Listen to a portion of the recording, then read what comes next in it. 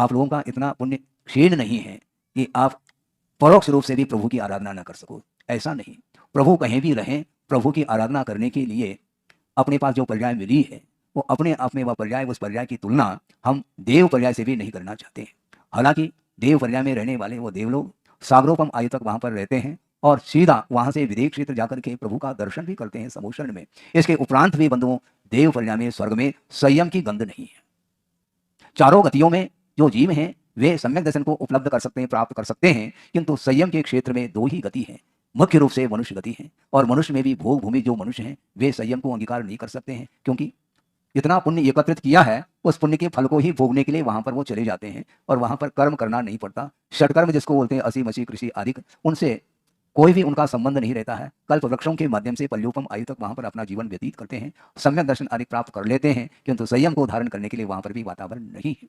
क्यों नहीं है, यह प्रश्न उत्पन्न होता है। तो गुरुदेव ने स्वाध्याय कराते समय एक बात रखी थी, संयम अंगीकार करने के लिए साता कर्म की बाहुल्यता जिसको बोलते हैं, तीव्र साता कर्म के उदय में संयम धारण नहीं किया जा सकता और तीव्रतम असाता कर्म के उदय में भी संयम को धारण करने की योग्यता नहीं आ पाती है। इसलिए देव गति में भी संयम का अभाव है और नरक गति में भी संयम का अभाव है। और तिर्यंच गति में साता का उदय तो है, किंतु देव गति के समान तीव्र साता का उदय नहीं है। इसलिए ज्यादा साता का उदय ठीक नहीं, ये ध्यान रखो। हाँ, अति साता के उदय में भगवान को भी हम भूल जाते हैं। भगवान कब याद आते हैं? जब असाता का उदय आता है तो उस समय भगवान याद आ जाते हैं। हे भगवान, ऐसा बोलते हैं, टोन भी बदल जाता है, हे भगवान है। और ज्यादातर भगवान भी कम याद आ जाते हैं, क्या बोलते हैं, बाप रे है।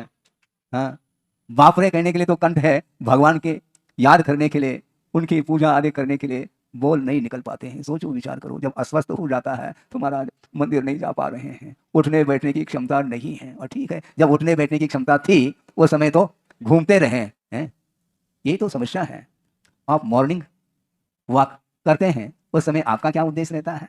2-3 किलोमीटर, 4 किलोमीटर भी आप चले जाते हैं पैदल, उस समय आप कार में बैठ करके नहीं जाते हैं, क्योंकि हार्ट के पेशेंट हैं, इसलिए वॉकिंग करना आवश्यक है, ऐसा डॉक्टरों ने कहा है।